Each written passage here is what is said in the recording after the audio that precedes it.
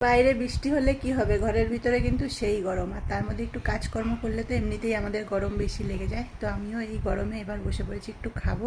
তো কি খাবো চলো তোমাদের সবাইকে দেখাবো। আর এখনও 12টা বাজেনি, বাজতে যায়। তো যতক্ষণ আমার ভিডিওটা আপলোড হবে 12টাই বেজে যাবে। তো সবাইকে শুভ দুপুরের শুভেচ্ছা। দুপুরের সকালের জল খাবার আমি দুপুরবেলা খাচ্ছি।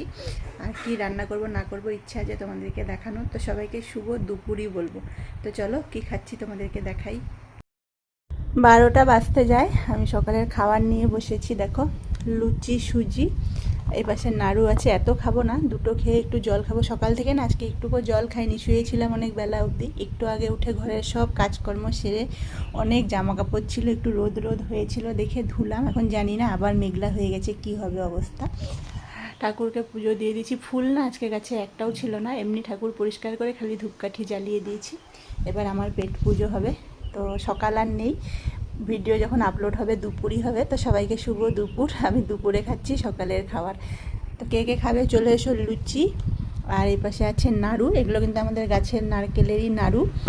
আর 1 গ্লাস জল। তো দুটো লুচি খেয়ে একটু জল খেয়ে নিই, তারপরে এবার রান্নার দিকে যাব। তো সবাইকে শুভ দুপুর।